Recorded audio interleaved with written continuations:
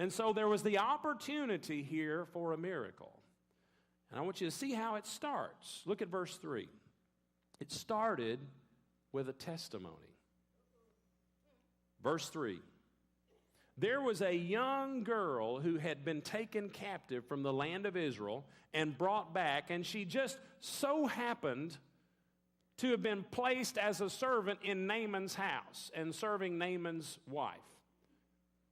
And this girl, because of her affiliation in Naaman's house and knew that he had this problem with leprosy and all of the things that could, the ramifications for all of that, and she said, oh man, she said, I tell you what, I just wish that we could somehow get Naaman over to the prophet in Samaria, because I'm going to tell you something, he could be healed of this if we could just get him to that place. A testimony brings hope. Never discount the power of a testimony. It all, many times, starts with a testimony. That's why it's important for when God does something for us in our life, we need to talk about it. When the Lord does something, when He answers a prayer, many times we're the world's worst. We'll have a prayer list 15 miles long, and when God answers prayer, you don't hear anything about it. We need to let people know when God has done something in our life. It all began here with a testimony. This young girl just said, you know what? I know of a prophet who knows of a God who can do something about this. So a testimony brings hope. This young Jewish servant girl who was brought into the general of the army's house. Interesting. God used, here's the way God works. I don't understand how many of you do not understand how God works? The rest of you are lying. You don't understand how God works. You sitting there, oh yeah, I'm not raising my hand. I know just how He works. Well, come on up and explain it to us then. Here's how God works. We don't know how He works. God used the testimony of a young Jewish servant girl who was captive to bring the commanding general of Israel's main enemy to faith in God. Now, you figure that one out. God is able to do things that we can't, we'll read about it in tomorrow's newspaper and still can't figure out how God did what He did. He used the testimony of a young Jewish girl to bring the commander of the opposing army to faith in God. God is able to do things that we cannot even begin to understand how He sets it up. So a testimony is where it started, a testimony of hope. Then a friend. A friend lends help. Look at verse 4. And Naaman went in and he told his master. Who's he talking about? He's talking about the king. He went in and talked to the king of Syria. And he said, look, here's what this girl said.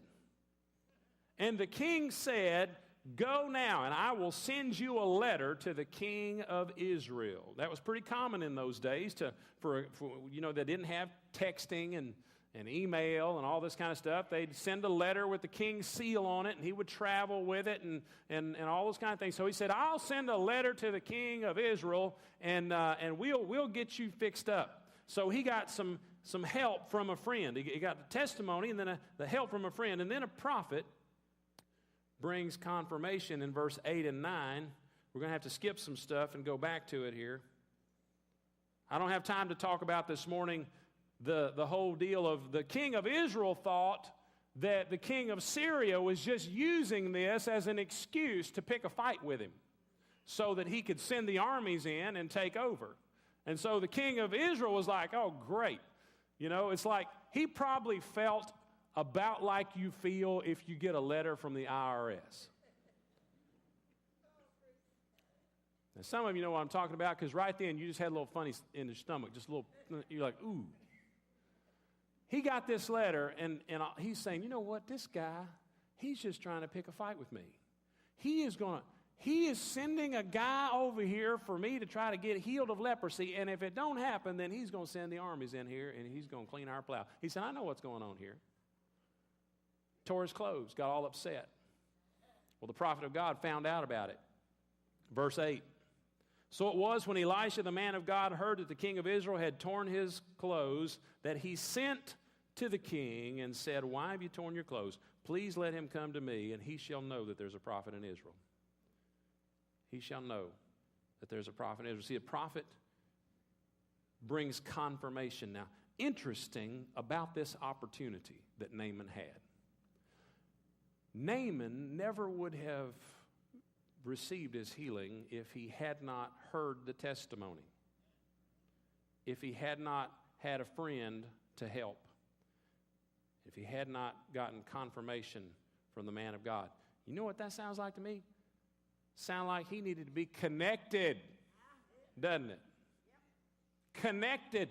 If he was a Lone Ranger and he said, you know what? You need to hear. Why is it a good reason to be in church? Because you need to hear testimony. Something that God has done in somebody else's life just might spark faith in your life. You need to have a friend to help. The Bible says two are better than one. If one falls, the other one can help him up. You need to be connected. Small groups meet tonight, by the way. Just want to throw that in. The opportunity for a miracle was there. The prophet brings confirmation. Elijah sends a message. Interesting.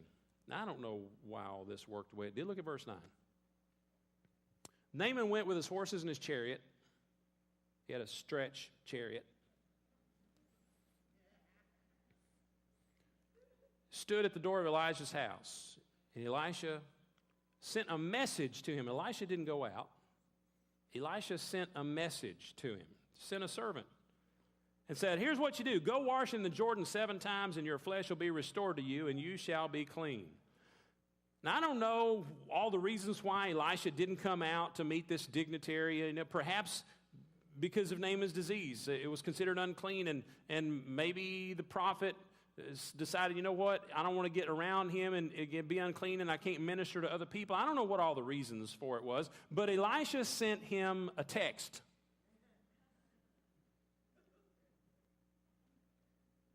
That said, DIP space 7 space X. Dip 7 times. 7 was a number that symbolizes completion, perfection, something that only God can do. And the prophet confirmed that, yes, indeed, there is an opportunity for a miracle here.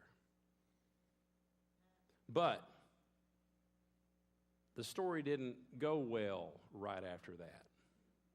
There was not only an opportunity for a miracle, there were also some obstacles. Everybody say obstacles. There were some obstacles to the miracle. The first obstacle is found in verse 11. Naaman became joyful in his spirit at the confirmation of the miracle of God. Is that what your word says? Naaman became what? Furious. Furious. Not just a little ticked, not just a little miffed. He became furious. Anger is an obstacle to the miracle.